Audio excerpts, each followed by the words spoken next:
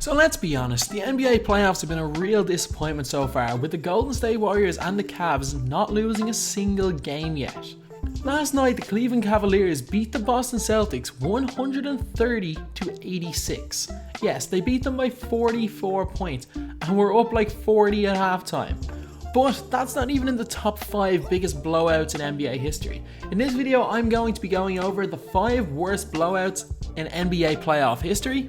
So at number 5, we have got the Milwaukee Bucks against the San Francisco Warriors in 1971.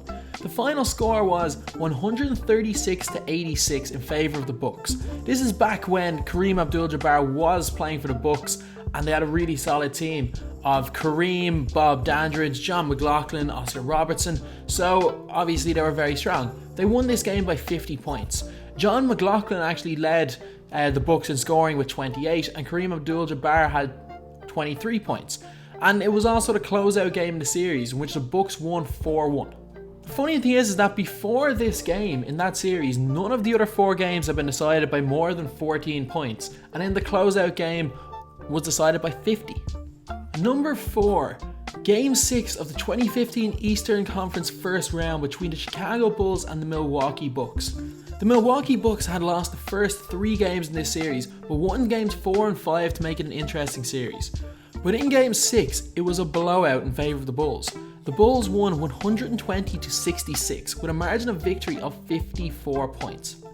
The Bulls dominated in pretty much everything in this game, and the Bucks only shot 32.9% from the field and 21% from 3, whereas the Bulls shot 51% from the field and 50% from 3. The Bulls had more rebounds, hit 6 less turnovers and 14 more assists. And obviously the Bulls went on to lose to the Cleveland Cavaliers in the next round of the playoffs. Number 3 was the 1973 Western Conference Finals between the Los Angeles Lakers and the Golden State Warriors.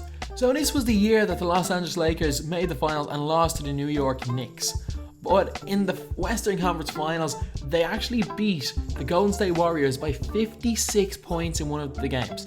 They won 126-70. Yes, 126-70. Rick Barry led the Warriors in scoring, and he only scored 10 points. And for the Lakers, it wasn't Wilt, it wasn't Jerry West who led the team in scoring, it was Jim McMillan who led the team with 28 points. To be fair, Wilt Chamberlain was 36 when this game was played, and if he had been in his prime, you could only imagine how many points the game would have been decided by. And there were 2 that were tied for number 1. First was in 1956, the Western Division semi-finals between the Minneapolis Lakers and the St. Louis Hawks. The Lakers won 133-75. That was a margin of victory of 58 points. Yes, 58 points. The funny thing was, this was game 2, and the Lakers were actually 1-0 down. Like, they lost the first game and won game 2 by 58 points. And in the end, the Hawks ended up winning game 3 and the series by a point. So Hawks won game 1 and they also won game 3, but yet in game 2 got blown out by nearly 60 points in what is tied for the largest playoffs defeat of all time. And tied with that is a recent one. In the 2009 first round of the Western Conference, in game 4, the Denver Nuggets beat the New Orleans Hornets by 58 points. 121-63. This was a really strong Nuggets team, and to be honest, it wasn't that bad a Hornets team with Chris Paul, David West, but this Nuggets team had Carmelo Anthony, who scored 26 points in this game, Chauncey Billups, who they traded for during the season for Allen Iverson, who to be honest as a team player is much better. He got 17, and J.R. Smith came off the bench to score 12 points.